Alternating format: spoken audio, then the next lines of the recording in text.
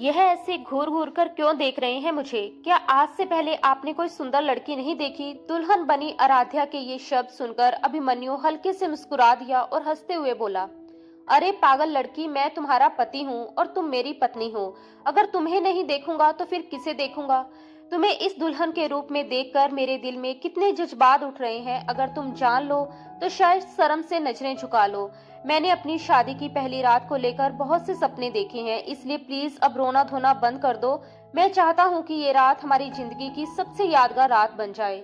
अभिमन्यु ये कहते हुए जैसे ही उसके करीब आने लगा तो आराध्या ने झट से उसका हाथ परे करते हुए मासूमियत से कहा, ओह हेलो, इसका क्या मतलब है?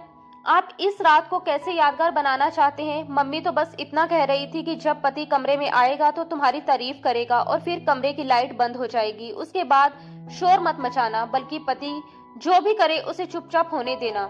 लेकिन आप बताइए कि आप मेरे साथ क्या करने वाले हैं? आराध्या की भोली भाली और अनजान बातें सुनकर अभिमन्यु के चेहरे पर एक अजीब सी मुस्कान फैल गई, क्योंकि उसे एहसास हो रहा था कि ये लड़की रिश्तों की असल सच्चाई से कितनी अनजान है। अगले ही पल उसने आराध्या को अपनी बाहों में भर लिया, मगर आराध्या को शादी के बाद के इस रिश्ते के बारे में कुछ भी समझ नहीं थी। वह घबरा गई और खुद को छुड़ाने की कोशिश करने लगी, लेकिन अभिमन्यु उसे छोड़ने के मूड में नहीं था। उसे लगता था कि अगर आज वह अपनी पत्नी से दूरी बना लेगा तो कल घर वालों को क्या जवाब देगा। इसी बेचैनी और अधीरता में वह अपनी नई नवेली दुल्हन के करीब आता चला गया, जबकि आराध्या डर और घबराहट से कांप रही थी, क्योंकि उसे अभी तक ये भी ठीक से समझ नहीं था कि शादी का असली मतलब क्या होता है। दरअसल कुछ दिन पहले की ही बात थी, जब 18 साल की आराध्या रो रो कर अपनी माँ से कह रही थी, मम्मी मुझे अभी शादी नहीं करनी। आखिर इतनी जल्दी किस बात की है? मैं अभी पढ़ना चाहती हूँ, अपने पैरों पर खड़ा होना चाहती हूँ, अपने सपनों को पूरा करना चाहती हूँ। आप मेरी बात क्यों नहीं समझ रही? उसकी आंखों में आंसू थे और दिल में डर, मगर पिछले एक हफ्ते से उसका विरोध उसकी माँ के दिल को जरा भी नहीं पिघला पा रहा था।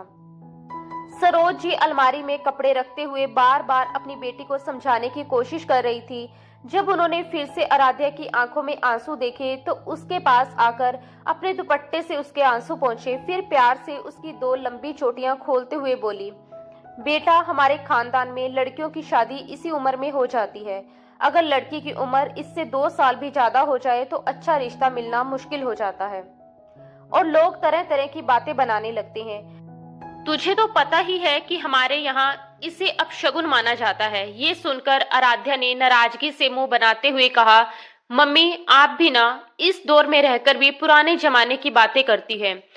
वो समय और था जब लड़कियों की छोटी उम्र में शादी कर दी जाती थी, लेकिन अब जमाना बदल चुका है। अब तो लड़कियां पहले पढ़ती हैं, अपने पैरों पर खड़ी होती हैं और फिर 28 से 30 साल की उम्र में शादी करती हैं। आप क्यों मेरी जिंदगी इतनी जल्दी तय करना चाहती हैं? और फिर ये खानदान वाले कौन से हमारे सुख दुख में साथ देते हैं जो आप उनकी चिंता कर रही हैं? ये सुनकर सरोज जी ने प्यार से उसके सर पर हल्की सी चपत लगाई और बोली, ऐसा नहीं कहते बेटा, सिर्फ खानदान की बात नहीं है, मुझे खुद भी ये रिश्ता बहुत अच्छा लगा है। जिन लोगों के घर तुम जा रही हो वो बहुत अच्छे हैं, वे तुम्हें अपनी आंखों का तारा बनाकर रखेंगे और ऐसे अच्छे रिश्ते बार बार नहीं मिलते। तुम ही तो कहती थी कि तुम्हें गांव की जिंदगी पसंद नहीं, गोबर उठाना और खेतों में काम करना तुम्हें अच्छा नहीं लगता, तुम शहर में रहना चाहती हो। तो अब जब तुम्हें शहर में रहने वाला अच्छा घर और अच्छा लड़का मिल रहा है तो तुम मना क्यों कर रही हो? सरोज जी अपनी बेटी को समझा तो रही थी, लेकिन उनके दिल में भी कहीं ना कहीं दर्द था, क्योंकि माँ होकर वो जानती थी कि उनकी बेटी अभी बच्ची ही है। आराध्या अपने गांव के सरदार की बेटी थी, लेकिन उस खानदान की एक परंपरा थी जहां बेटों को तो राजपाट और जिम्मेदारियां सौंपी जाती थी, मगर बेटियों को जैसे ही जवानी की दहलीज पर कदम रखते देखा जाता, उनके लिए तुरंत रिश्ते ढूंढने शुरू कर दिए जाते थे। कोशिश यही रहती थी कि बेटी 18 साल की होते ही उसकी शादी कर दी जाए, क्योंकि उस इलाके में दुश्मनियां भी बहुत थी और घर वाले डरते थे कि कहीं कोई दुश्मन उनकी बेटी को नुकसान पहुंचाकर उनकी इज्जत पर चोट ना कर दे। यही डर और यही परंपराएं आराध्या की जिंदगी का फैसला कर चुकी थी। अब उसकी शादी में सिर्फ 2 दिन बचे थे और डर के मारे उसके पेट में जैसे मरोड़ उठते रहते थे। वो अपने कमरे में बैठकर चुपचाप रो रही थी कि तभी उसकी माँ ने पड़ोस में रहने वाली उसकी सहेली रीतू को उसके पास भेजा। रीतू की शादी 2 महीने पहले ही हुई थी और उसकी उम्र सिर्फ 19 साल की थी। सरोज जी ने उससे कहा कि बेटा, तुम तो आराध्या को जानती ही हो, इसे अभी भी खेलना कूदना ही अच्छा लगता है, इसमें अभी तक लड़कियों वाली समझ नहीं आई। मैं इसे समझाने बैठती हूँ तो मेरी बात सुने बिना ही भाग जाती है। अब इसकी शादी होने वाली है और इसे एक नए रिश्ते और नई जिम्मेदारी का सामना करना पड़ेगा। इसलिए तुम इसे समझाओ कि पति पत्नी का रिश्ता क्या होता है और पति को कैसे खुश रखा जाता है। ऐसा ना हो कि कल को उसका पति उसके करीब आए और ये घबराकर कोई तमाशा खड़ा कर दे। ऊपर से ये शहर भी जा रही है, वहां की जिंदगी अलग होती है। रीतू आकर आराध्या के पास बैठ गई और धीरे धीरे बातचीत शुरू होते हुए बोली, आराध्या, तुम्हें सच में पता है कि शादी के बाद क्या क्या होता है? आराध्या ने तुरंत मुंह बनाकर जवाब दिया, क्यों नहीं पता होगा, मम्मी ने सब बताया है। शादी के बाद लड़की को हर समय अच्छे से तैयार रहना होता है, हाथों में चूड़ियां पहननी होती है, चेहरे पर पाउडर और लाली लगानी होती है, फिर पति के काम करने होते हैं, उसके जूते साफ करने होते हैं, कपड़े धोने होते हैं, स्वादिष्ट खाना बनाकर देना होता है और सास ससुर की सेवा भी करनी होती है। बस यही सब होता है ना? वो उंगलियों पर गिन गिन कर सब बताने लगी तो रीतू हल्के से मुस्कुराई और बोली, ये सब तो दिन में होने वाली बातें हैं, लेकिन जब रात होती है, जब पति पत्नी एक ही कमरे में होते हैं और एक ही बिस्तर पर साथ होते हैं, तब क्या होता है, इस बारे में भी तुम्हें कुछ पता है? ये सुनकर आराध्या ने आश्चर्य से रीतू को देखा और बोली, अरे इसमें क्या होना है, दोनों सो जाते होंगे। वैसे भी मैं तो अपने पति को अपने बिस्तर पर सोने ही नहीं दूंगी, मुझे तो अकेले सोने की आदत है। अगर वो मेरे पास आया तो मैं तो उसे लात मारकर बिस्तर से नीचे गिरा दूंगी।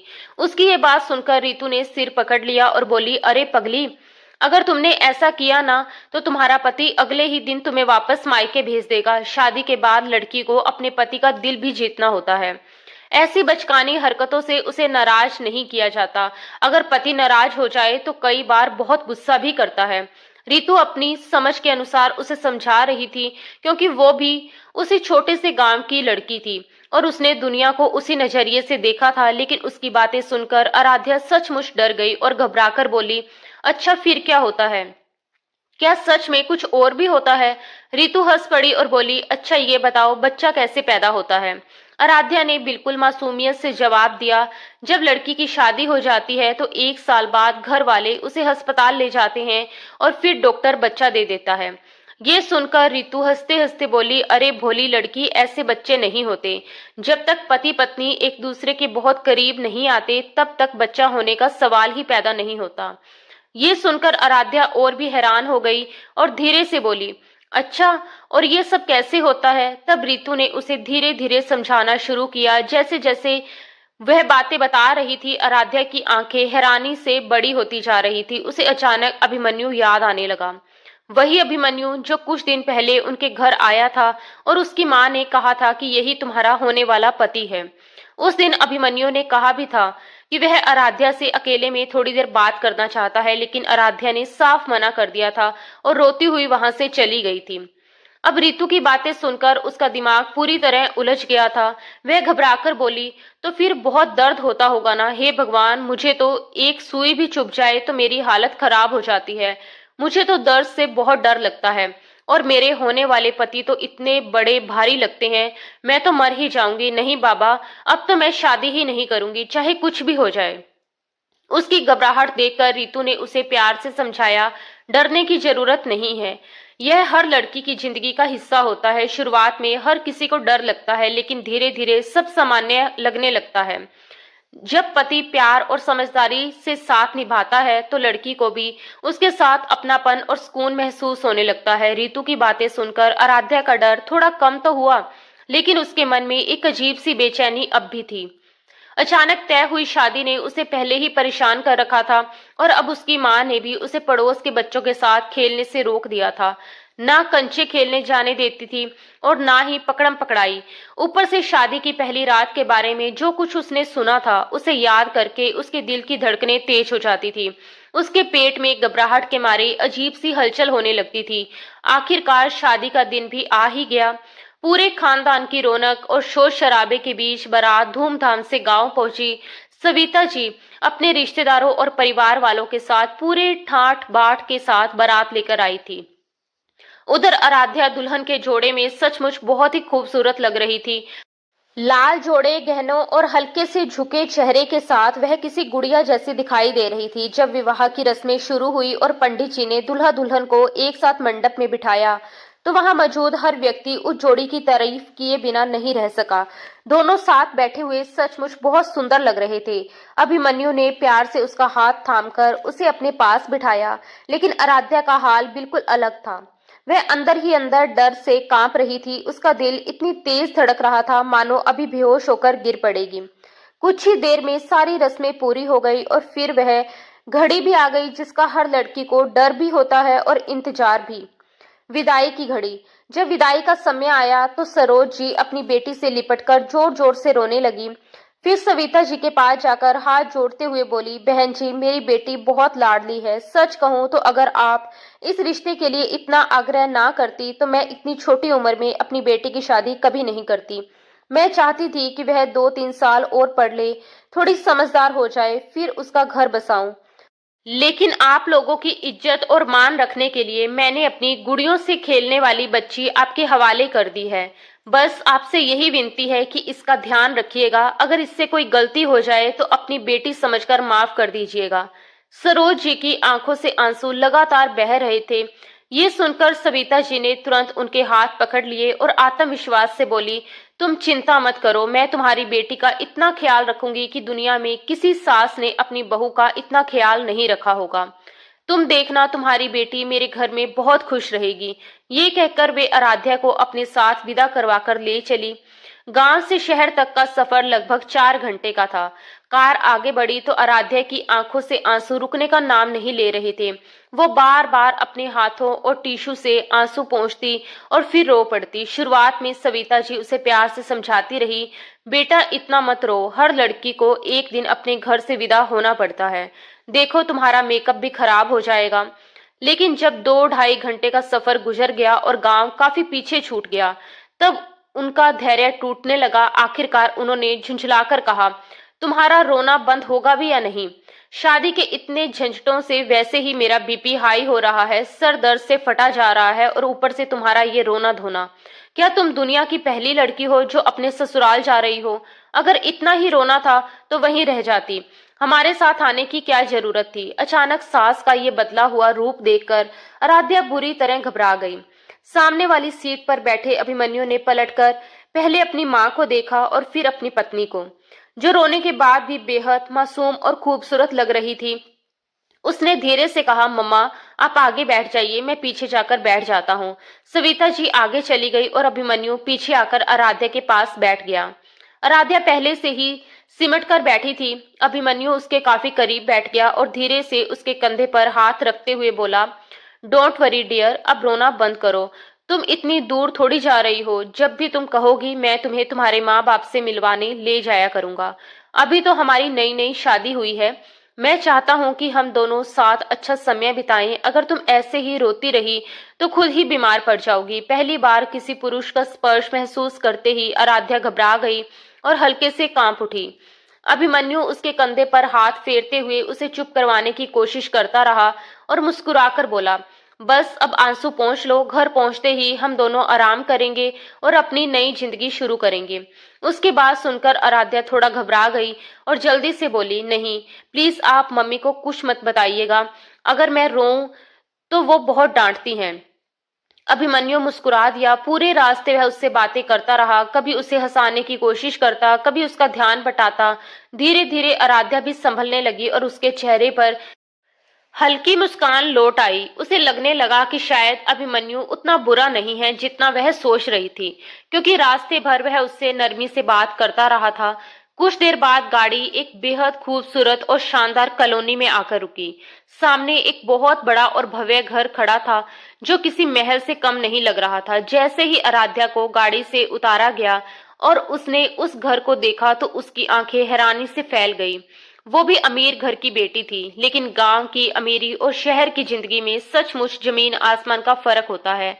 इतने बड़े और शानदार घर को देखकर उसे अपने कुछ पुराने सपने याद आ गए। वही सपना जिसमें वह सोचती थी कि एक दिन वह शहर के किसी बड़े घर की बहू बनेगी, एक नई जिंदगी जिएगी। आज वह सपना सच हो चुका था, लेकिन उसके दिल के अंदर अभी भी डर, झिझक और अनजाने भविष्य की हल्की सी घबराहट मौजूद थी। खानदान की कुछ लड़कियां हंसी मजाक और शरारतों के बीच आराध्या को अभिमन्यु के कमरे तक छोड़ने आई थी। दुल्हन को छेड़ते हुए, मीठी मीठी बातें करते हुए और थोड़ी देर तक माहौल को हल्का बनाकर वे सब खिलखिलाती हुई वहां से चली गई। कमरे में अचानक छा गई खामोशी ने आराध्या के दिल की धड़कनें और भी तेज कर दी। वो आने वाले समय के बारे में सोच सोचकर घबराई हुई थी। उसके मन में तरह तरह के सवाल उठ रहे थे, लेकिन रास्ते भर अभिमन्यु का व्यवहार उसे काफी नरम और समझदार लगा था। इसलिए वह मन ही मन सोच रही थी कि जब वह कमरे में आएगा तो वह उससे साफ साफ कह देगी कि अभी वह इस रिश्ते की शुरुआत के लिए तैयार नहीं है और थोड़ा समय चाहती है। कुछ ही देर बाद दरवाजा खुला और अभिमन्यु कमरे में आ गया। वह धीरे से उसके पास आकर बैठ गया और बड़े प्यार से उसका हाथ अपने हाथ में ले लिया। फिर जेब से एक छोटा सा डिब्बा निकालकर उसने एक खूबसूरत हीरे की अंगूठी आराध्या की उंगली में पहनाई और मुस्कुराते हुए बोला, ये मेरी तरफ से तुम्हारे लिए छोटा सा तोहफा है। इसके बाद उसने उसे गौर से देखते हुए कहा, सुबह से तुम इस भारी लहंगे और गहनों में बैठी हो, ऊपर से इतना लंबा सफर भी किया है, जरूर बहुत थक गई होगी। आओ, मैं तुम्हें इस भारी ड्रेस से आराम दिला देता हूँ। आराध्या थोड़ी झिझक गई और धीमे स्वर में बोली, नहीं, आप रहने दीजिए, मैं खुद कर लूंगी। लेकिन अभिमन्यु मुस्कुराकर बोला, अब मैं तुम्हारा पति हूँ, मुझे करने दो। ये कहकर वह उसे धीरे से ड्रेसिंग टेबल के सामने बैठा चुका था। वह एक एक करके उसकी ज्वेलरी उतारने लगा। पहले भारी हार, फिर कंगन, फिर कानों के झुमके। हर गहना उतारते समय उसकी नजर बार बार आराध्या के मासूम चेहरे पर टिक जाती। फिर उसने उसका दुपट्टा उतारकर धीरे से एक तरफ रख दिया। दुल्हन के रूप में सजी आराध्या की सादगी भरी खूबसूरती को देखकर अभिमन्यु कुछ पल के लिए जैसे खो सा गया। उसकी आंखों में एक अलग ही चमक आ गई थी। वह खुद को संभालने की कोशिश कर रहा था, लेकिन आराध्या की मासूमियत और उसकी झुकी हुई नजरें उसे और भी ज्यादा आकर्षित कर रही थी। कमरे में हल्की सी खुशबू फैली हुई थी। बाहर रात का सन्नाटा था और उस पल में आराध्या का दिल घबराहट और झिझक से भरा हुआ था, जबकि अभिमन्यु उसे देखकर खुद को संभालने की कोशिश कर रहा था। अगले ही पल अभिमन्यु ने धीरे से झुककर उसके गले के पास अपने होठ रख दिए। अचानक हुए इस स्पर्श से आराध्या सहर उठी और उसके पूरे शरीर में एक हल्की सी झुरझुरी दौड़ गई। ये एहसास उसके लिए बिल्कुल नया था। अभिमन्यु धीरे धीरे उसके करीब आता जा रहा था और उसके गले के पास प्यार भरा स्पर्श छोड़ रहा था। शुरुआत में आराध्या इस सब से डर रही थी, लेकिन धीरे धीरे वह उस पल की झिझक और अनजान भावना के बीच उलझने लगी। फिर भी शर्माते हुए उसने धीमी आवाज में कहा, अभिमन्यु प्लीज ऐसा मत कीजिए। अभिमन्यु ने हल्की मुस्कान के साथ पूछा, क्यों? इसमें डरने की क्या बात है? आराध्या झेंपते हुए बोली, बस अजीब सा लगता है, कुछ कुछ होने लगता है। अभिमन्यु ने उसे समझाने की कोशिश करते हुए उसके कंधे के पास हाथ रखा और फिर उसके गले के पास अपना चेहरा टिकाकर कुछ देर तक उसे शांत करवाने की कोशिश करता रहा। कमरे में हल्की खामोशी थी और दोनों के बीच एक अजीब सी झिझक और नए रिश्ते की अनजान शुरुआत का एहसास मौजूद था। आराध्या अभी भी शर्म और घबराहट के बीच खुद को संभालने की कोशिश कर रही थी, जबकि अभिमन्यु उसे धीरे धीरे सहज महसूस करवाने की कोशिश कर रहा था। फिर धीरे धीरे उसने ब्लाउज की डोरियां पीछे से खोलना शुरू कर दी थी। जैसे जैसे डोरियां खुल रही थी, उसका हसीन सरापा खुलकर सामने आ रहा था। आराध्या झिझकते हुए धीमी आवाज में बोली, अभिमन्यु प्लीज अभी ये सब मत कीजिए, मैं अभी इन सब बातों के लिए तैयार नहीं हूँ। उसकी आवाज में डर और संकोच साफ महसूस हो रहा था, लेकिन अभिमन्यु मानो अपनी भावनाओं में बह चुका था। वह मुस्कुराते हुए बोला, ऐसा कैसे हो सकता है? तुम्हें शायद अंदाजा भी नहीं कि तुमने मुझे कितना तड़पाया है। जिस दिन से मैंने तुम्हें देखा है, उसी दिन से मैं बस यही सोचता रहा कि कब वह वक्त आएगा जब तुम मेरी बाहों में होगी और मैं तुम्हें अपने करीब महसूस कर पाऊंगा। आज जब वह पल आखिरकार आ ही गया है, तो मैं तुम्हें खुद से दूर कैसे जाने दूं? आखिर कुछ पुराने हिसाब भी तो चुकता करने हैं। ये सुनकर आराध्या चौंक गई। उसके कान जैसे खड़े हो गए और वह उसकी बाहों में हल्का सा छटपटाते हुए बोली, कौन से हिसाब? कौन से पुराने हिसाब की बात कर रहे हैं आप? अभिमन्यु हंसकर बोला, अरे वही, क्या सच में भूल गई? पिछले 6 महीनों से तुमने मुझे कितना तंग किया है। कभी मिलने से मना कर दिया, कभी नजरें फेर ली। अब तो उसका थोड़ा सा बदला लेना बनता है ना। आराध्या को लगा था कि शायद अभिमन्यु उससे बैठकर लंबी बातें करेगा, उसे समझेगा, धीरे धीरे उसका भरोसा जीतेगा और फिर उनके बीच ये रिश्ता आगे बढ़ेगा।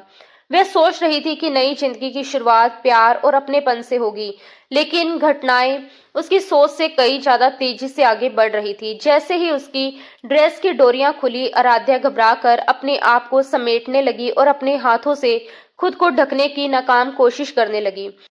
उसके चेहरे पर शर्म, घबराहट और असमंजस के भाव साफ दिखाई दे रहे थे, मगर अभिमन्यु उस पल में पूरी तरह भावनाओं के बहाव में था। उसने उसे अपने करीब खींच लिया और धीरे से बाहों में उठाकर बिस्तर की ओर ले आया। आराध्या का दिल तेजी से धड़क रहा था। वह समझ नहीं पा रही थी कि ये सब इतनी जल्दी क्यों हो रहा है। उसके मन में डर भी था और अनजान भविष्य को लेकर बेचैनी भी, जबकि अभिमन्यु उस पल को अपने तरीके से जी लेना चाहता था। कमरे में हल्की रोशनी, गहरी खामोशी और दो बिल्कुल अलग भावनाओं से भरे दिल, यही उस रात की सच्चाई बन चुके थे। अभिमन्यु कभी उसके होठों को चूमता, कभी उसकी गर्दन के पास झुक जाता और उसके बेहद करीब आता चला गया। जब उसके स्पर्श ने आराध्या के दिल की धड़कनों को छुआ तो आराध्या घबराहट और नए एहसास के बीच जैसे सिहर उठी। वह अभी भी इस सब के लिए तैयार नहीं थी, लेकिन घटनाएं इतनी तेजी से हो रही थी कि वह समझ ही नहीं पा रही थी कि खुद को कैसे संभाले। कुछ ही पलों में अभिमन्यु अपने जज्बातों में पूरी तरह बह चुका था और आराध्या के करीब आता चला गया। अचानक उसके होठों से हल्की सी दर्द भरी आवाज निकली, मगर उसी क्षण अभिमन्यु ने उसे अपने करीब करके उस आवाज को दबा दिया। उस रात आराध्या के लिए सब कुछ बहुत भारी और कठिन साबित हो रहा था। वह दर्द और थकान से बार बार कह रही थी, अभिमन्यु प्लीज बस कर दीजिए, मैं अब और सह नहीं पा रही, मुझे बहुत दर्द हो रहा है। उसकी आवाज में विनती थी, डर था और असहायता भी थी। लेकिन अभिमन्यु उस समय अपने जुनून और भावनाओं में इतना डूब चुका था कि वह खुद पर काबू नहीं रख पा रहा था। उसने शायद सोचा भी नहीं था कि हालात इस हद तक बढ़ जाएंगे, मगर उस पल उसके अंदर का जोश और आकर्षण उस पर हावी हो चुका था। पूरी रात जैसे समय थम सा गया और आराध्या थकान, दर्द और उलझन के बीच खुद को संभालने की कोशिश करती रही। घर में उस समय ज्यादा लोग भी मौजूद नहीं थे। सविता जी अपने कमरे से बाहर लॉन्च के सोफे पर बेचैनी से बैठी थी, जबकि नौकर हमेशा की तरह सर्वेंट क्वार्टर में जाकर सो चुका था। रात की खामोशी में कमरे के भीतर से आती हल्की हल्की आहटें सविता जी के कानों तक पहुंच रही थी और हर बार वह बेचैनी से करवट बदल लेती थी। आखिरकार लंबी और थका देने वाली उस रात के बाद अभिमन्यु गहरी नींद में सो गया, जबकि आराध्या चुपचाप लेटी हुई अपने जीवन में अचानक आए इस बड़े बदलाव और उसके दर्द को समझने की कोशिश करती रह गई। अगली सुबह जब अभिमन्यु की आंख खुली तो कमरे में हल्की सी खामोशी फैली हुई थी। आराध्या उसी तरह बिस्तर पर निढाल पड़ी थी जैसे सारी रात की पीड़ा ने उसकी ताकत छीन ली हो, मगर अभिमन्यु के चेहरे से रात का सारा नशा और खुमार जैसे पल भर में गायब हो चुका था। वह उठकर फ्रेश हुआ और कमरे से बाहर निकल आया। जैसे ही उसकी नजर सामने सोफे पर पड़ी, वह ठिठक गया। उसकी माँ सविता जी सोफे से टेक लगाए वहीं बैठी बैठी सो गई थी। ये नजारा देखते ही अभिमन्यु के दिल में हल्की सी बेचैनी उठी और वह जल्दी से उनके पास पहुंच गया। धीरे से बोला, मोम, आप यहाँ क्यों सो रही हैं? आपको कमरे में जाकर आराम करना चाहिए था। क्या आप पूरी रात यहीं बैठी रही? बेटे की आवाज सुनकर सविता जी की आंख खुल गई। उन्होंने जैसे ही अभिमन्यु को देखा, उनकी आंखों में नाराजगी और सख्ती साफ झलकने लगी। अभिमन्यु थोड़ा असमंजस में पड़ गया और बोला, क्या हुआ मोम? क्या मैंने कुछ गलत कर दिया? आप मुझसे नाराज हैं क्या? ये कहते हुए उसने उनका हाथ पकड़ लिया, मगर सविता जी ने गुस्से से उसका हाथ झटक दिया। वह तमतमाते हुए बोली, मैंने तुम्हें साफ साफ मना किया था अभिमन्यु, कहा था कि उस लड़की को तुम बर्बाद कर दोगे। मुझे वह लड़की जहर जैसी लगती है, उससे मुझे नफरत है, इतनी नफरत कि अगर मेरा बस चले तो मैं अपने हाथों से उसकी जान ले लूं। और तुम पूरी रात उसके साथ कमरे में थे। क्या तुम भी बाकी लोगों की तरह बदल गए हो? क्या तुमने अपनी माँ की बात की जरा भी कदर नहीं की? क्या तुम उस लड़की को सच में अपनी पत्नी मान चुके हो? वह गुस्से में आगे बोली, मैंने तुमसे कहा था ना कि चौधरी खानदान को बर्बाद करना है, उनकी बेटी को इस तरह जलील और जख्मी करना है कि पूरा खानदान तड़प उठे। जब तक वो लोग रो रो कर टूट नहीं जाएंगे, तब तक मेरे दिल को सुकून नहीं मिलेगा। अपनी माँ की ये बातें सुनकर अभिमन्यु के चेहरे पर धीरे धीरे एक अजीब सी मुस्कान फैल गई। उसने अपनी माँ का हाथ पकड़ लिया और हल्की सी शैतानी मुस्कान के साथ बोला, मोम, क्या आपको सच में लगता है कि मैं उस लड़की को अपनी पत्नी मान चुका हूँ? कभी नहीं। ऐसी लड़की को तो मैं आपके कदमों पर कुर्बान कर दूं। मैंने उसे इस कदर तोड़ दिया है कि अब वह किसी और मर्द के लायक ही नहीं रही। आप चाहती थी ना कि मैं उसे यहाँ लाने के बाद तुरंत तलाक देकर निकाल दूं, ताकि चौधरी खानदान अपनी बेटी को ढूंढता फिरे और आपको सुकून मिले। लेकिन मैंने उससे भी ज्यादा बड़ा खेल खेला है। पूरी रात मैंने उसे इस तरह रुलाया और इस्तेमाल किया कि अब वह किसी और आदमी का सामना करने की हिम्मत भी नहीं कर पाएगी। उसके दिल में ऐसा डर बिठा दिया है कि अब वह मर्दों की परछाई से भी कांपेगी। ये सुनते ही सविता जी के चेहरे पर भी एक खतरनाक मुस्कान आ गई। माँ बेटे दोनों इस बात से अनजान थे कि कमरे के अंदर से उठकर दर्द से कराहती हुई आराध्या दरवाजे तक आ चुकी थी। वह मुश्किल से चलती हुई आई थी ताकि सविता जी से कोई पेन किलर मांग सके, मगर जैसे ही उसने उनकी बातें सुनी, उसके पैरों तले जमीन खिसक गई। उधर सविता जी तिरस्कार से बोली, तो फिर देर किस बात की है? जाओ, उस कचरे को अपने कमरे से घसीट कर यहाँ लाओ। जिस हालत में है उसी हालत में मेरे सामने लाओ और उसे धक्के देकर इस घर से निकाल दो। आज ही तलाक दो उसे। आज मेरा बदला पूरा होगा। आज मेरे दिल को सुकून मिलेगा। अभिमन्यु बचपन से अपनी माँ की हर एक बात मानता आया था। वह सख्त चेहरे के साथ कमरे की ओर बढ़ा, मगर जैसे ही उसने दरवाजा खोला, सामने का नजारा देखकर उसके कदम एक पल के लिए ठिठक गए, क्योंकि आराध्या बिस्तर पर मौजूद नहीं थी। उसने तुरंत वॉशरूम का दरवाजा खटखटाया, मगर वह अंदर से बंद था। वह गुस्से में वहीं खड़ा इंतजार करने लगा। जैसे ही वह बाहर निकलेगी, वह उसके मुंह पर तलाक के पेपर फेंक देगा जो उसने पहले से बनवा कर रखे थे। मगर आधा घंटा गुजर गया, ना दरवाजा खुला और ना अंदर से कोई आवाज आई।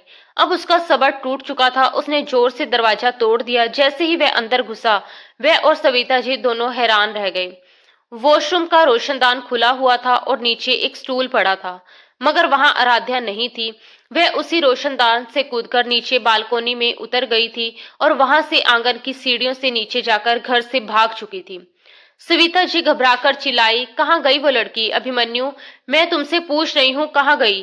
कहीं उसने हमारी बातें तो नहीं सुन ली? जाओ, उसे ढूंढ कर लाओ। मेरी तरफ से चाहो तो उसे गोली मार दो, मगर वह लड़की सही सलामत अपने घर वालों तक नहीं पहुंचनी चाहिए। अभिमन्यु ने शांत स्वर में कहा, रिलैक्स मोम, बिल्कुल रिलैक्स। अगर उसके घर वालों ने कोई सवाल किया भी तो मैं साफ कह दूंगा कि वह अपने किसी आशिक के साथ भाग गई है। मैं उसे नहीं जानता।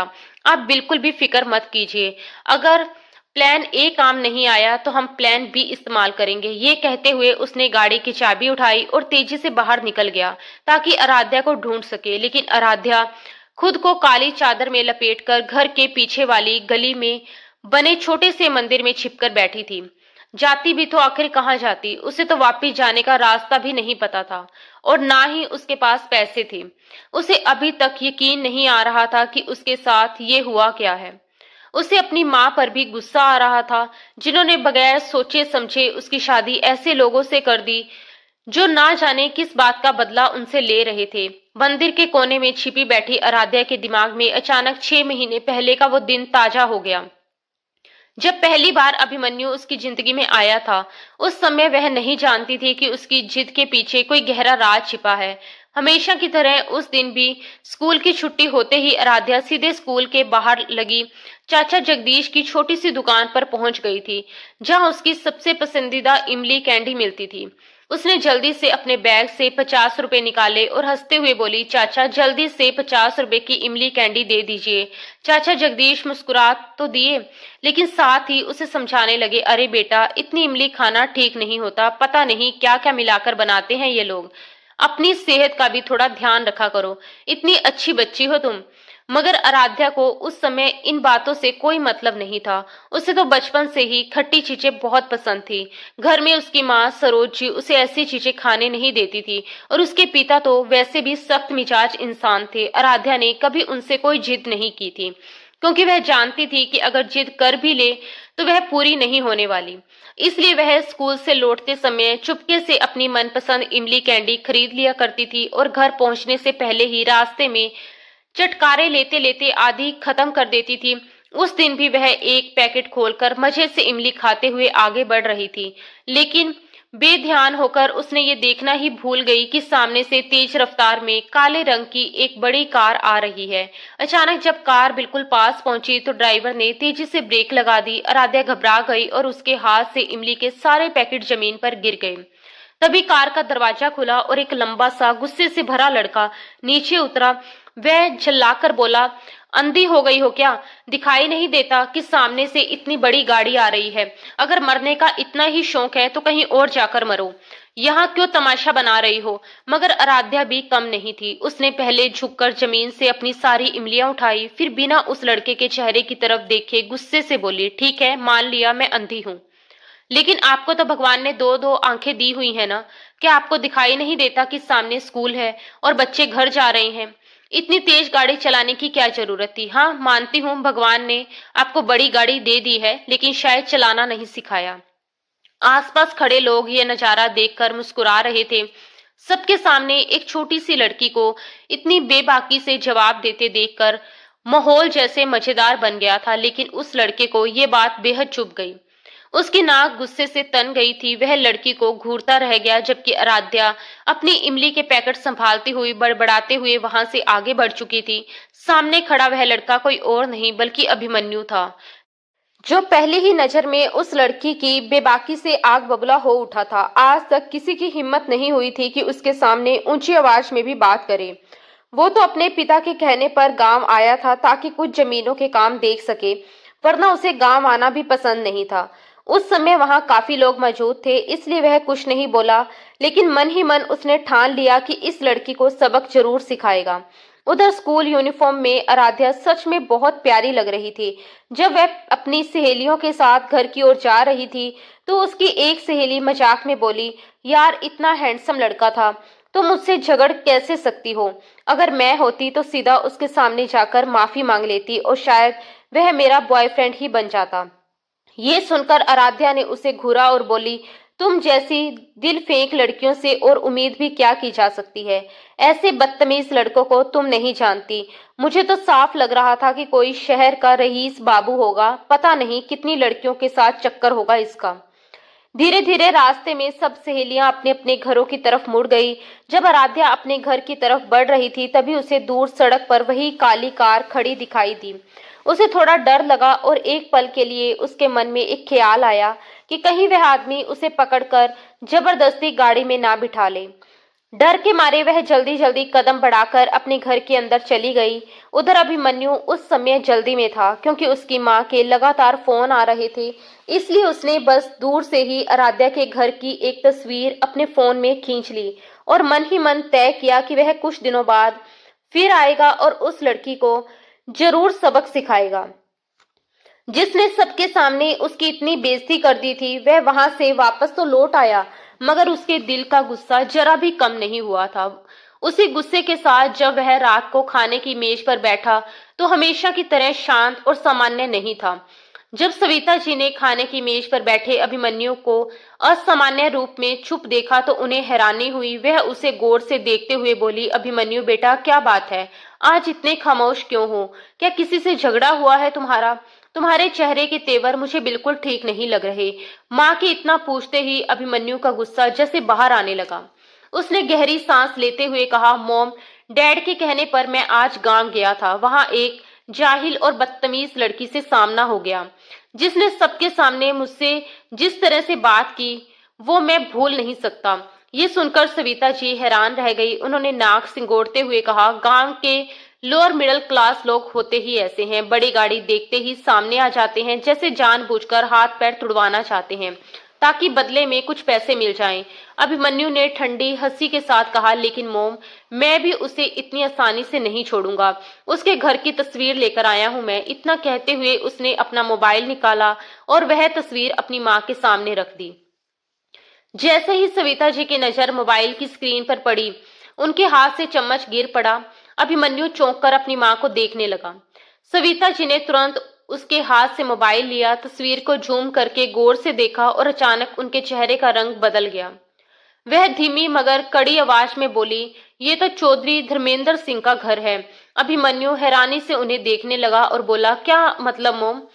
क्या आप इन लोगों को जानती हैं? तभी सविता जी की आंखों में बदले की आग भड़क उठी। उन्होंने अपने अतीत की ऐसी कहानी अपने बेटे को सुनाई जिसे सुनते ही अभिमन्यु के अंदर भी खून खौलने लगा। उसकी आंखों में गुस्से की लपटें साफ दिखाई दे रही थी। वह दांत भींचकर बोला, अब तो मेरा गुस्सा पहले से भी ज्यादा बढ़ गया है। आप देखिए मोम, मैं उस लड़की को कैसे सबक सिखाता हूँ। ये सुनकर सविता जी के चेहरे पर संतोष और कुटिलता भरी मुस्कान फैल गई। अगले ही दिन जब आराध्या हमेशा की तरह स्कूल से बाहर निकली तो उसने दूर सड़क पर वही काली गाड़ी खड़ी देखी। उसे देखते ही उसका दिल थोड़ा घबरा गया, मगर इस बार अभिमन्यु खुद गाड़ी से बाहर निकलकर खड़ा हो चुका था। वह बेहद स्मार्ट और सलीकेदार कपड़ों में था। स्कूल की कई लड़कियां उसे देखकर दीवानी हुई जा रही थी।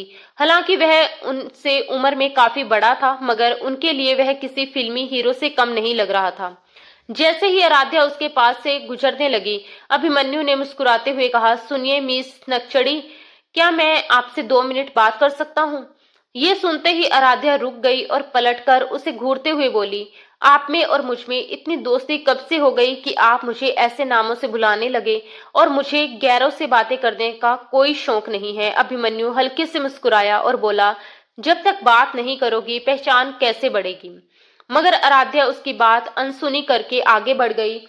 उस दिन उसकी सहेलियां भी उसके साथ नहीं थी। वह जिस रास्ते से घर जाती थी वह चौड़ा और व्यस्त रोड था, लेकिन उसे महसूस हुआ कि पीछे पीछे वही काली गाड़ी धीरे धीरे चल रही है। उसे लगा कि अभिमन्यु उसका पीछा कर रहा है, इसलिए उससे बचने के लिए वह अचानक एक कच्चे शॉर्टकट रास्ते की तरफ मुड़ गई, जहां लोगों का आना जाना बहुत कम होता था, मगर दूरी कम होने की वजह से घर जल्दी पहुंचा जा सकता था।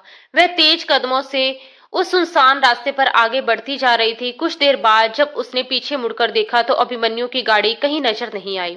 उसने राहत की सांस ली, मगर जैसे ही आगे बढ़ी उसका पैर एक पत्थर से टकरा गया और वह जोर से मुंह के बल जमीन पर गिर पड़ी।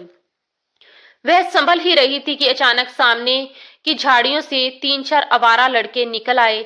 इन लड़कों ने उसे देखते ही सीटियां बजानी शुरू कर दी। एक लड़का हंसते हुए बोला, वाह भाई, ऊपर वाला भी क्या क्या नजारे दिखाता है।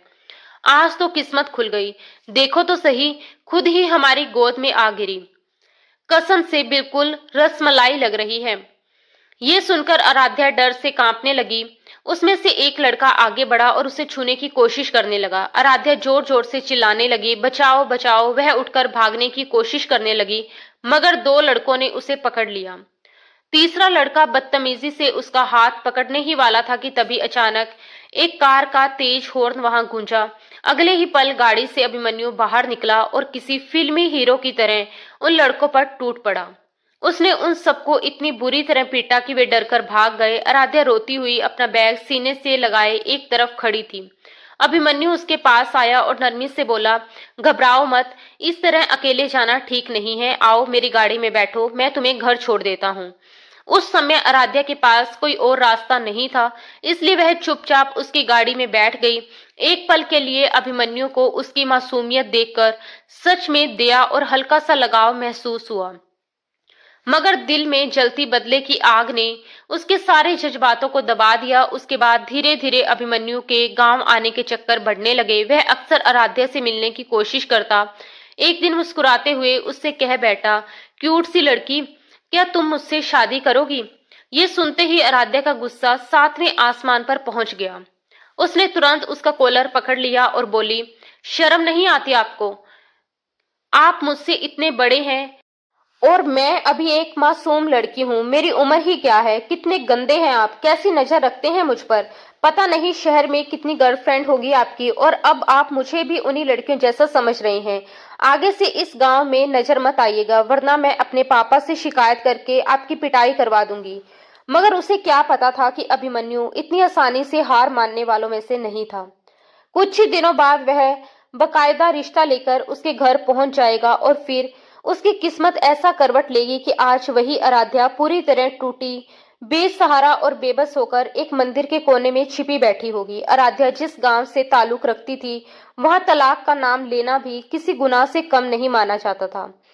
अगर कभी इत्तेफाक से किसी लड़की को तलाक हो भी जाता, तो उसके पिता की इज्जत पूरे गांव में मिट्टी में मिल जाती थी। लोग उसकी पगड़ी उछालते, ताने देते, उस परिवार को हमेशा के लिए शर्मसार कर देती। आराध्या का दिल ये सोचकर ही कांपने लगा, अगर अभिमन्यु ने सच में उसे तलाक दे दिया और वह तलाक लेकर अपने घर लौट गई, तो गांव वाले कैसे कैसे बातें बनाएंगे। लोग यही कहेंगे कि ऐसा क्या हो गया कि शादी की पहली ही रात लड़की तलाक लेकर वापस आ गई। उसके पिता धर्मेंद्र चौधरी गांव के सरदार थे और हर कोई उन्हें इज्जत की नजर से देखता था। अगर ये बात फैल गई तो उनकी सारी इज्जत पल भर में खत्म हो जाएगी। ये सोचकर ही आराध्या का दम घुटने लगा और डर का एक गहरा साया उसे घेरने लगा। उधर अभिमन्यु भी उसे हर जगह ढूंढने की कोशिश कर रहा था, मगर वह कहीं भी नहीं मिल रही थी। 2 दिन गुजर चुके थे। तब सविता जी ने उससे कहा, मुझे तो लगता है वह मनहूस लड़की अपने बाप के घर ही चली गई होगी। तुम जाओ और उसके बाप के सामने ही उसे तलाक देकर आओ। यही उन चौधरियों की असली सजा होगी। अपनी माँ की बात सुनकर अभिमन्यु तुरंत घर से निकल पड़ा। रास्ते भर उसके दिमाग में शादी की पहली रात के वे पल घूमते रहे जो उसने आराध्या के साथ बिताए थे। उसकी दबे दबे रोने की आवाज, उसकी आंखों से बहते आंसू, उसका सहमा हुआ चेहरा, सब कुछ उसे याद आने लगा। मगर अगले ही पल उसने अपना सिर झटक दिया, जैसे उन यादों को दिल से निकाल देना चाहता हो। करीब 4 घंटे के लंबे सफर के बाद वह गांव पहुंच चुका था। बिना किसी झिझक के अपने रोबदार अंदाज में वह सीधे अपने ससुराल के आंगन में जा पहुंचा। सामने ही उसे सरोज ही नजर आई। वह जल्दी जल्दी उसकी तरफ आई और बड़े प्यार से बोली, अरे बेटा, कैसे हो? अचानक आ गए हो? बता देते तो मैं कुछ तैयारी कर लेती। फिर इधर उधर देखते हुए बोली, अरे आराध्या तुम्हारे साथ नहीं आई? आराध्या बेटा, कहाँ हो तुम? कहीं गाड़ी में तो नहीं बैठी? वह हल्की सी मुस्कान के साथ बोलती जा रही थी। थोड़ी नाराज भी थी ना कि इतनी जल्दी शादी क्यों करवा रहे हो। मगर ये सुनते ही अभिमन्यु का माथा ठनका। वह हैरानी से बोला, क्या मतलब? क्या आराध्या आपके पास नहीं है? सरोज जी चौंक गई और बोली, अरे बेटा, ये कैसा मजाक कर रहे हो? वह हमारे पास कैसे होगी? हमने तो उसे तुम्हारे साथ ही विदा किया था। मैं तो कब से तुम्हारा इंतजार कर रही थी कि तुम दोनों आओगे तो मैं धूमधाम से स्वागत करूंगी। ये सुनकर अभिमन्यु कुछ पल के लिए खामोश रह गया। फिर शक भरी नजरों से बोला, जरूर आपने उसे किसी कमरे में छुपा रखा है और मेरे सामने ड्रामा कर रही हैं। सरोज जी घबराकर बोली, तुम क्या कह रहे हो बेटा? हमें तो खुद समझ नहीं आ रहा कि तुम कहना क्या चाहते हो। अब उनके दिल में भी एक अनहोनी का डर घर करने लगा था। अभिमन्यु ने खुद ही घर के सारे कमरे छान मारे, मगर आराध्या कहीं नहीं मिली। तभी धर्मेंद्र चौधरी भी घर पहुंच चुके थे। अभिमन्यु ने गुस्से से उनकी तरफ देखते हुए ऊंची आवाज में कहा, अगर मुझे पहले पता होता कि आपकी बेटी का चरित्र ऐसा है तो मैं कभी उससे शादी नहीं करता। मैं तो उसे मासूम समझता था, मगर वह तो शादी की रात ही अपने किसी आशिक के साथ भाग गई। ये सुनते ही धर्मेंद्र चौधरी का हाथ सीधा अपने सीने पर चला गया और सरोज जी की आंखें हैरानी से फैल गई। वह कांपती आवाज में बोली, ये क्या कह रहे हैं बेटा? मेरी बेटी के बारे में ऐसा मत कहो। हमने तो उसे पूरा मान सम्मान के साथ तुम्हारे साथ विदा किया था। मगर अभिमन्यु ने उनकी एक भी बात नहीं सुनी। ऊंची आवाज में आराध्या के चरित्र पर कीचड़ उछालता हुआ वहां से निकल गया। उसे इस बात की जरा भी परवाह नहीं थी कि बूढ़े माँ बाप पर क्या बीत रही होगी। उसके चिल्लाने की आवाज सुनकर आस पड़ोस के लोग भी इकट्ठा हो चुके थे और देखते देखते पूरे गांव में ये खबर फैल गई कि आराध्या शादी की रात ही किसी के साथ भाग गई। यह सुनकर धर्मेंद्र चौधरी का गुस्सा फूट पड़ा। उन्होंने गुस्से में आकर सरोज जी के मुंह पर जोरदार थप्पड़ मार दिया और चिल्लाते हुए बोले, यही थी तुम्हारी परवरिश? मैं तो दिन भर गांव वालों के फैसले करता रहा, उनकी समस्याएं सुनता रहा और तुम घर पर यही कर रही थी। आज तुम्हारी बेटी ने मेरी नाक कटवा दी। ये सुनते ही सरोज जी वहां जमीन पर बैठ गई। उन्हें समझ नहीं आ रहा था कि क्या कहे और क्या नहीं। उनके दिल में बस एक ही सवाल था, आखिर उनकी बेटी गई तो गई कहाँ? उनका मन ये मानने को तैयार ही नहीं था कि आराध्या किसी लड़के के साथ भाग सकती है। मगर धर्मेंद्र चौधरी गुस्से में कह रहे थे, अगर वह लड़की अब इस गांव में दोबारा नजर आई तो मैं उसे जिंदा नहीं छोड़ूंगा। धीरे धीरे ये बात पूरे गांव में आग की तरह फैल गई। उधर अभिमन्यु जब शहर लौटा तो बड़े घमंडी अंदाज में अपनी माँ से बोला, मोम, आपने जैसा कहा था मैंने वैसा ही किया। आज आपका बदला पूरा हो गया। पूरे गांव के सामने उस चौधरी की नाक कट गई। अब वह किसी को मुंह दिखाने के लायक नहीं रहेगा। ये सुनते ही सविता जी जोर जोर से हंसने लगी और बोली, आज मेरी बहन की आत्मा को सुकून मिला होगा, उसके दिल को ठंडक पहुंची होगी। धर्मेंद्र चौधरी ने जो जख्म उसे दिए थे, आज यकीनन उन जख्मों पर मरहम लग गया होगा। कुछ देर तक अभिमन्यु अपनी माँ सविता जी के साथ बैठा रहा, लेकिन फिर थका हुआ सा अपने कमरे में चला गया। उसने सोने के लिए आंखें बंद की थी, मगर जैसे ही पलकों को सुकून देना चाहता, उसके सामने बार बार दुल्हन के जोड़े में सजी आराध्या का चेहरा उभर आता। नींद उसकी आंखों से जैसे कोसों दूर जा चुकी थी। 3 घंटे से ज्यादा समय बीत चुका था। वह बिस्तर पर बस करवटें ही बदलता जा रहा था। उसके दिल में एक अजीब सी बेचैनी घर कर गई थी। बार बार यही ख्याल उसे परेशान कर रहा था कि अगर आराध्या अपने घर नहीं गई तो आखिर वह गई कहाँ होगी। उसे यकीन था कि शायद उसने उनकी बात सुन ली थी और उसी डर में वहां से भाग गई थी। मगर अगर वह सच में भागी भी थी तो कहाँ गई होगी? कहीं ऐसा तो नहीं कि वह किसी गलत इंसान के हाथों में पड़ गई हो। ये सोचकर उसका दिल घबराने लगता। लेकिन अगले ही पल जब उसकी माँ की नफरत और तिरस्कार से भरी बातें उसे याद आती तो वह खुद को समझाने लगता कि आखिर उसे फर्क ही क्यों पड़ना चाहिए। वह खुद से कहता कि वह कौन सी उसकी मनपसंद पत्नी थी। उसने तो उससे शादी सिर्फ बदला लेने के लिए की थी। फिर चाहे वह कहीं भी जाए या उसके साथ कुछ भी हो, उससे इससे क्या लेना देना। ये सोचकर वह दोबारा आंखें बंद करके सोने की कोशिश करने लगा। इसी तरह कई दिन गुजर गए और इन दिनों में सविता जी ने भूलकर भी आराध्या का नाम अपनी जुबान पर नहीं लाया, बल्कि उनके दिल में अपने बेटे के लिए मोहब्बत जैसे पहले से भी ज्यादा बढ़ गई थी। दरअसल सविता जी की एक छोटी बहन थी माधुरी, जिससे वह बेहद प्यार करती थी, बिल्कुल अपनी सगी औलाद की तरह।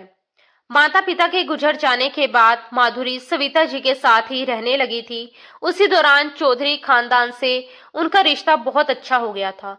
धर्मेंद्र चौधरी के माता पिता और सविता जी के माता पिता एक दूसरे से ऐसे मिलते जुलते थे जैसे सगे भाई हों। हालांकि रिश्ता सिर्फ दोस्ती का था, मगर अपनापन बहुत गहरा था।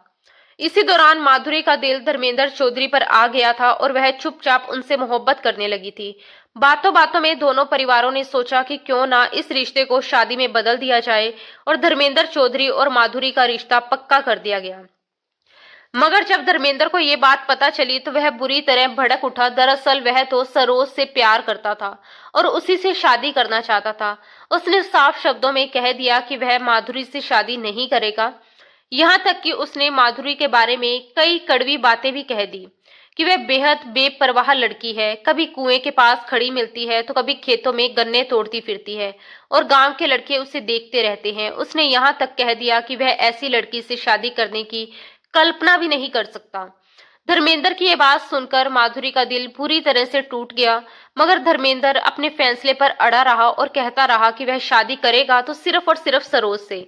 लेकिन दोनों परिवार अपनी दोस्ती खराब नहीं करना चाहते थे, इसलिए घर वालों ने जबरदस्ती शादी की तारीख तय कर दी। मगर शादी के दिन धर्मेंद्र घर ही नहीं आया। माधुरी दुल्हन बनकर घंटों उसका इंतजार करती रही, लेकिन वह नहीं लौटा। पूरे गांव के सामने माधुरी की बेइज्जती हो गई और उसका दिल इस कदर टूट गया कि उसने अपनी जान ही ले ली। उस दिन सविता जी का रो रो कर बुरा हाल हो गया। वह धर्मेंद्र चौधरी पर चिल्ला चिल्लाकर कह रही थी कि वही उनकी बहन का कातिल है, उसी की वजह से माधुरी ने अपनी जान दी है। मगर धर्मेंद्र ने ठंडे लहजे में यही कहा कि उसने पहले ही बता दिया था कि वह माधुरी से शादी नहीं करना चाहता। अगर लोग जबरदस्ती करेंगे तो अंजाम कुछ ऐसा ही होगा। उसी दिन से सविता जी के दिल में धर्मेंद्र चौधरी के लिए नफरत और बदले की आग जलने लगी थी। बरसों तक वह इस दर्द को अपने दिल में दबाए ही रही। आखिरकार जब किस्मत ने ऐसा मोड़ लिया कि धर्मेंद्र चौधरी की बेटी आराध्या उनकी बहू बनकर उनके घर आ गई, तो उन्होंने उसी बहाने अपनी बहन की मौत का बदला लेने की ठान ली। आराध्या को बहू बनाकर उससे तलाक दिलवाना और पूरे गांव के सामने धर्मेंद्र चौधरी की इज्जत मिट्टी में मिलाना सविता जी के लिए अपनी बहन की आत्मा को सुकून देने जैसा था। वक्त धीरे धीरे आगे बढ़ता गया। उधर सविता जी अपने बेटे के लिए दोबारा नई लड़कियां देखने लगी, मगर अभिमन्यु का दिल अब कहीं और ही उलझ चुका था। वह बार बार आराध्या की यादों में खो जाता। उसे खुद हैरानी होती कि वह लड़की सिर्फ एक रात के लिए उसकी जिंदगी में आई थी, लेकिन उसी एक रात में उसने उसके दिल के अंदर एक अजीब सी जगह बना ली थी। उसे याद आता कि कैसे उसने अपनी माँ की नफरत के असर में आकर उस मासूम लड़की के साथ कितनी सख्ती की थी। जब वह दर्द से तड़प रही थी तो उसकी आंखों से आंसू बह रहे थे, तब भी उसने रहम नहीं किया था। अब जब वह सब याद आता तो उसका जमीर जैसे उसे धिक्कारता और वह खुद को दोषी महसूस करने लगता। कई बार उसने उससे ढूंढने की कोशिश की, यहाँ तक कि गांव में भी अपने लोगों को भेजकर पता करवाया कि क्या आराध्या वापस अपने घर लौटी है, मगर हर बार यही खबर मिलती कि धर्मेंद्र चौधरी ने साफ कह दिया कि अगर उनकी बेटी उन्हें गांव में कहीं दिखाई दे गई तो वह उसे अपने हाथों से मार डालेंगे। ये सुनकर अभिमन्यु गहरी सांस लेकर रह जाता। धीरे धीरे उसे महसूस होने लगा कि आराध्या की यादें उसके दिल में मोहब्बत बनकर बसती जा रही हैं। रातों को उसे नींद नहीं आती थी, आंखों के नीचे काले घेरे पड़ने लगे थे और उसकी ये हालत देखकर सविता जी भी परेशान रहने लगी थी। वह उससे बार बार पूछती कि आखिर उसे क्या हो गया है, क्या कारोबार में कोई नुकसान हो गया है, मगर अभिमन्यु चाहकर भी अपनी माँ को ये नहीं बता पाता था कि उसके दिल में कैसी आग लग गई है। देखते ही देखते 6 महीने गुजर चुके थे। एक दिन अचानक अभिमन्यु को गांव से खबर मिली कि साहब जी गोदाम में आग लग गई है, जल्दी आइए। ये सुनते ही वह हड़बड़ाकर उठ बैठा। बिना अपनी माँ को कुछ बताए उसने गाड़ी की चाबी उठाई और जल्दबाजी में गांव के लिए निकल पड़ा और तेज रफ्तार से गाड़ी चलाते हुए गांव पहुंच गया। उसे गांव पहुंचकर पता चला कि गोदाम में काम करने वाले एक नौकरदेव वहीं बैठकर सिगरेट पीती और बुझाए बिना ही उसे फेंक कर बाहर चला गया था, जिससे अनाज के बीच आग भड़क उठी थी। आग इतनी तेज थी कि उसकी लपटें आसमान को छू रही थी। फायर ब्रिगेड को बुलाया गया, मगर गांव के कच्चे रास्तों की वजह से उन्हें गोदाम तक पहुंचने में काफी देर लग गई। जब तक आग बुझाई गई तब तक अभिमन्यु का काफी नुकसान हो चुका था। सुबह की हल्की लाली आसमान में फैलने लगी थी। तभी गोदाम के पास से उसे भोला राम काका की कड़क आवाज सुनाई दी, जो वहां काम करने वालों को डांट रहे थे। अरे, तेरा नाटक खत्म नहीं होता क्या? जा जा जाकर गोदाम की सफाई कर, अनाज की बोरियां उठाकर बाहर रख, जो सही है उसे अलग कर और जो जल चुका है उसे दूसरी तरफ फेंक। भोला राम जिस रूखे अंदाज में बोल रहा था, अभिमन्यु ने पलटकर उस दिशा में देखा। वहां एक लड़की बड़ी सी चादर में अपना चेहरा छुपाए बैठी थी। ये देखकर अभिमन्यु के माथे पर बल पड़ गए। उसने भोला राम से सख्त लहजे में कहा, मैंने तुम्हें साफ कहा था ना, यहाँ कोई औरत काम नहीं करेगी, सिर्फ मर्दों को ही रखोगे। ये सुनकर भोला राम सफाई देते हुए बोला, साहब जी, मैंने तो इसे बहुत समझाया था कि यहाँ काम नहीं है, मगर ये मानती ही नहीं। कहती थी कि मुझे काम दे दो, मेरा कोई सहारा नहीं है, ऊपर से ये माँ बनने वाली है। जब देखो एक कोने में पड़ी रहती है, बुखार में तपती रहती है, काम भी ढंग से नहीं कर पाती, बस मुफ्त की रोटियां तोड़ने चली आई है।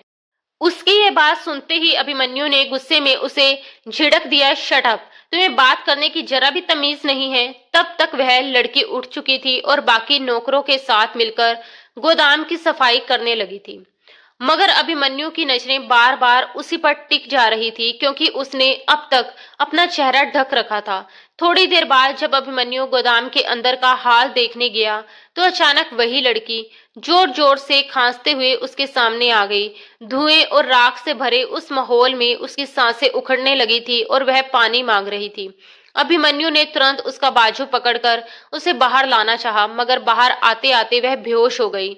भोला राम काका घबराकर बोले, साहब जी, इसे छोड़िए, हाथ मत लगाइए, मैं अपनी पत्नी को बुलाता हूँ, वह इसे यहाँ से हकीम के पास ले जाएगी। मगर उसी पल लड़की के चेहरे से चादर खिसक गई और अभिमन्यु जैसे पत्थर का हो गया। कुछ पल तक वह बस उस चेहरे को देखता रह गया। वह कोई और नहीं बल्कि उसकी पत्नी आराध्या थी, मगर उसकी हालत इतनी खराब हो चुकी थी कि उसे पहचानना मुश्किल था। वह पहले वाली खूबसूरत और मासूम आराध्या कहीं खो चुकी थी।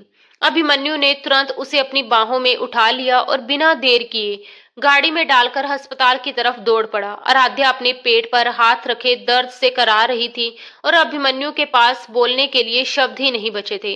अस्पताल पहुंचते ही डॉक्टरों ने उसका इलाज शुरू कर दिया। थोड़ी देर बाद नर्स ने अभिमन्यु से पूछा, ये लड़की आपकी क्या लगती है? अभिमन्यु ने धीमी आवाज में कहा, ये मेरी पत्नी है। ये सुनकर नर्स की आंखें हैरानी से फैल गई। वह बोली, सच कह रहे हैं आप? ये तो कहीं से भी आपकी बीवी नहीं लगती। मगर अभिमन्यु ने उसे ऐसी सख्त नजरों से देखा कि वह चुप हो गई और कागजों पर उसका नाम लिखने लगी। डॉक्टरों ने उसके कई टेस्ट किए, हर रिपोर्ट में कोई ना कोई समस्या सामने आई। डॉक्टर ने गंभीर लहजे में कहा, आपकी पत्नी बहुत ज्यादा कमजोर है और इस हालत में भी काम कर रही है। इनका बच्चा भी पहले से कमजोर है और अब उनकी तबीयत और बिगड़ सकती है।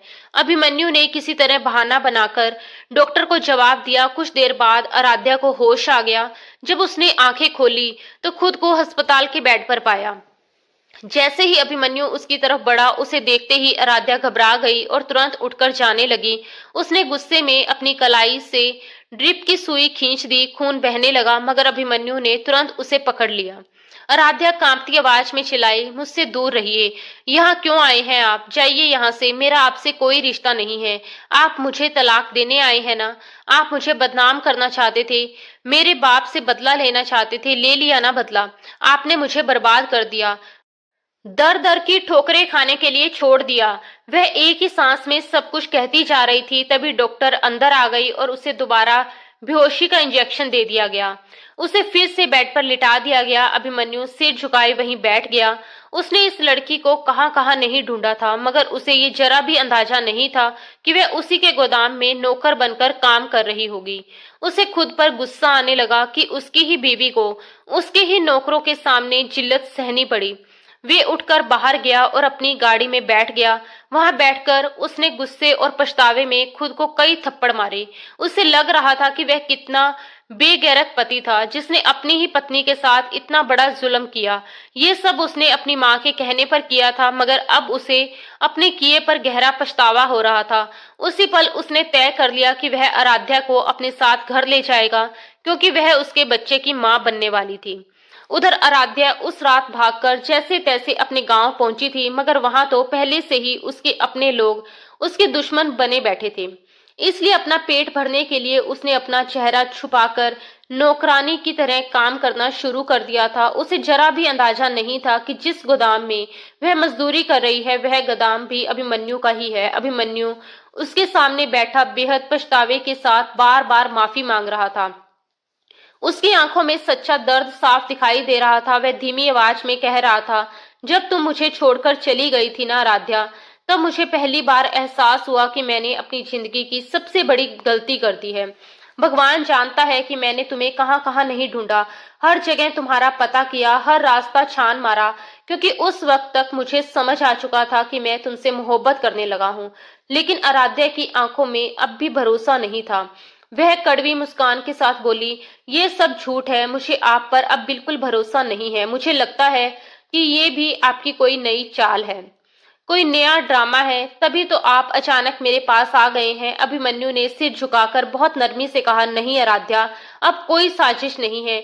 तुम मेरे साथ चलो, तुम मेरी पत्नी हो और मेरे बच्चे की माँ बनने वाली हो। मैंने जो कुछ भी किया था ना, वो सिर्फ पुराने बदले की आग में अंधा होकर किया था, लेकिन अब मुझे अपने किए पर बहुत बहुत पछतावा है।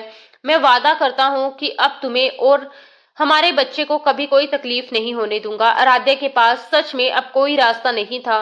वह ज्यादा पढ़ी लिखी भी नहीं थी कि कहीं नौकरी करके खुद और अपने बच्चे का पेट पाल सके। वह चाहे अपनी जिंदगी जैसे तैसे काट भी लेती, मगर अपने होने वाले बच्चे के लिए उसे हर हाल में सहारा चाहिए था। इसलिए उसने अपने दिल का दर्द अंदर ही अंदर दबा लिया, जैसे खून के घुट पी रही हो, और आखिरकार अभिमन्यु की बात मान ली। अभिमन्यु उसे अपने साथ घर ले आया। जैसे ही सविता जी की नजर आराध्या पर पड़ी, उनका चेहरा गुस्से से तमतमा उठा। वह भड़क कर कुछ कहने ही वाली थी कि तभी अभिमन्यु ने सख्त आवाज में कहा, मोम, ये मेरी पत्नी है और मेरे बच्चे की माँ बनने वाली है। ये इसी घर में रहेगी। आपकी बातों में आकर मैंने पहले ही इसके साथ बहुत जुल्म किया है, मगर अब ऐसा दोबारा नहीं होगा। प्लीज मोम, मौसी और धर्मेंद्र अंकल ने जो भी किया था उसका फैसला भगवान पर छोड़ दीजिए, मगर मुझे मेरी पत्नी और मेरे बच्चे से दूर मत कीजिए। सविता जी नफरत से बोली, कौन जाने ये बच्चा तुम्हारा है भी या नहीं। ये सुनते ही अभिमन्यु पहली बार अपनी माँ के सामने ऊंची आवाज में बोल पड़ा, बस मोम, इससे ज्यादा एक शब्द भी मत कहिए। अगर आपने आराध्या या मेरे बच्चे के बारे में कुछ भी गलत कहा तो शायद मुझे आपसे हमेशा के लिए रिश्ता तोड़ना पड़े। ये मेरा बच्चा है और ये मेरी पत्नी है। अब इनके साथ कोई जुल्म नहीं होगा। अभिमन्यु को अपने लिए इस तरह खड़े होते देख आराध्या हैरान रह गई। उसे विश्वास ही नहीं हो रहा था कि वही इंसान जिसने कभी उसके साथ इतना अन्याय किया था आज उसी के लिए सबके सामने खड़ा है। वह अक्सर रातों को रो रो कर भगवान से दुआ करती थी कि उसकी जिंदगी में भी कभी खुशियां आए, और शायद आज उसकी वही दुआ कबूल हो चुकी थी। अब अभिमन्यु उसका पहले से भी ज्यादा ख्याल रखने लगा। उसकी हर छोटी छोटी जरूरत का ध्यान रखता, दवाइयां समय पर देता, आराम करने को कहता और हर पल उसके पास रहने की कोशिश करता। कई बार तो वह रोते हुए उसके सामने हाथ जोड़कर कहता, आराध्या, मुझे माफ कर दो, मैंने तुम्हारे साथ बहुत बड़ा अन्याय किया है। आराध्या अक्सर चुप रह जाती, मगर जब उसने बार बार अपने पति को झुकते, गिड़गिड़ाते और सच्चे दिल से पछताते देखा तो उसका पत्थर बना दिल भी धीरे धीरे पिघलने लगा। आखिरकार उसने बदले हुए अभिमन्यु को देखकर उसे माफ कर दिया।